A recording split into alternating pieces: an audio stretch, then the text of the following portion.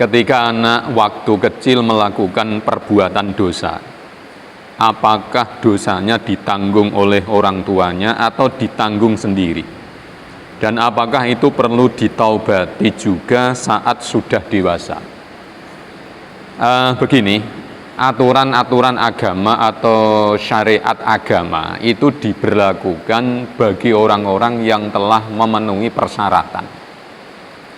Ya artinya kalau belum memenuhi persyaratan, maka aturan agama atau syariat itu tidak berlaku. Ya tidak ada lagi yang namanya dosa, ya tidak ada lagi yang namanya pahala. Nah, persyaratan itu adalah pertama Islam, yang kedua baligh, yang ketiga berakal sehat. Jadi Islam, baligh, berakal sehat inilah yang kemudian disebut dengan istilah mukallaf. Mukallaf itu orang yang dibebani hukum. Artinya hukum syariat itu berlaku ketika orang telah memenuhi 3 persyaratan ini: Islam, baligh, berakal sehat. Jadi kalau misalnya ada orang tidak Islam, ya hukum itu tidak berlaku. Kalau tidak Islam ya tidak ada kewajiban sholat, kewajiban puasa, tidak ada. Yang berkewajiban melakukan sholat itu kalau dia beragama Islam. Kalau tidak Islam ya ngapain? Tidak ada tuntutan. Namanya bukan mukallaf. Jadi pertama Islam. Yang kedua baligh. Baligh itu ya bahasa paling gampangnya ya dewasa lah, dewasa.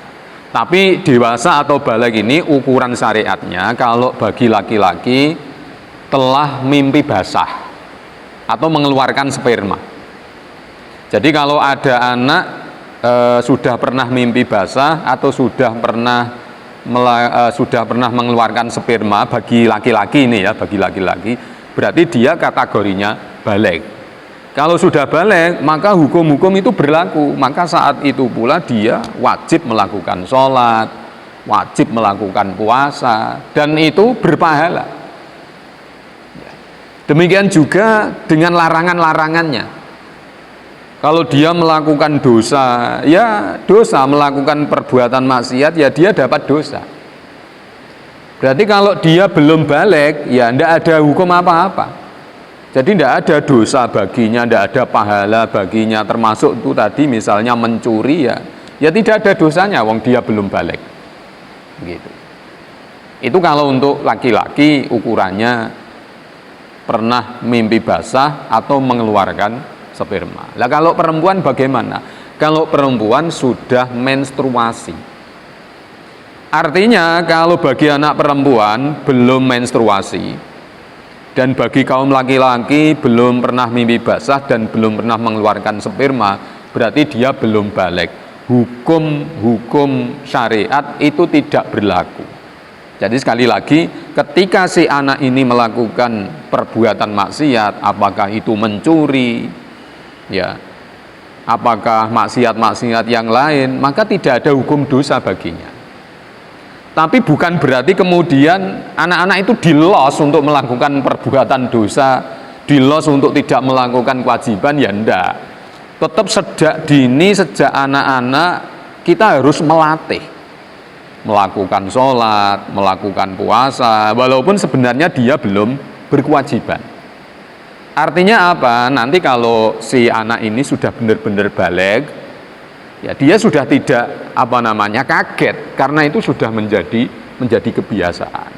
Makanya sekali lagi, walaupun anak-anak ini belum terbebani hukum, ya, melakukan perintah dan meninggalkan larangan, tetap sejak dini, sejak kecil harus mulai dikenalkan apa yang harus dilakukan, apa yang harus ditinggalkan. Sehingga nanti kalau dia benar-benar dalam kondisi baligh, maka dia sudah terbiasa dengan melakukan kewajiban dan meninggalkan larangan. Jadi seperti yang ditanyakan tadi, kalau anak misalnya melakukan pencurian, ya tentu tidak ada dosanya wong karena belum baligh. Dan dosanya tidak kemudian ditanggung oleh orang tuanya. Ya memang tidak ada dosanya, cuman memang orang tua punya kewajiban untuk mendidik anaknya. Sejak kecil harus sudah mulai dikenalkan mana yang baik, mana yang jelek, mana yang hak, mana yang yang batin. Itu balik.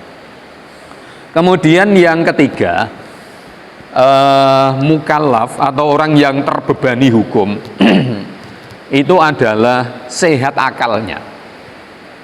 Jadi kalau orang itu tidak sehat akalnya, gila gitu misalnya, ya tidak ada, kewajiban itu tidak ada.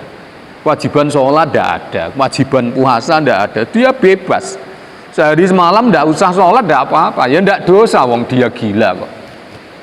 Ramadan tidak usah puasa, tidak apa-apa, wong dia gila. Makanya kewajiban melakukan perintah, apakah itu sholat, puasa, haji, umroh, kewajiban-kewajiban yang lain, ini berlaku bagi orang-orang yang sehat akalnya. Nah kalau tidak sehat ya tidak. Jadi kalau misalnya ada orang pengen tidak sholat, ini hidup kok isinya sholat saja, ya gila saja, nanti tidak usah sholat. Kalau sudah gila bebas, tidak ada kewajiban untuk melakukan sholat. Jadi sekali lagi, syariat hukum Islam itu diberlakukan bagi orang-orang yang telah memenuhi persyaratan tiga ini atau sering disebut dengan mukallaf. Islam, baligh, berakal sehat. Demikian, semoga bermanfaat. Terima kasih.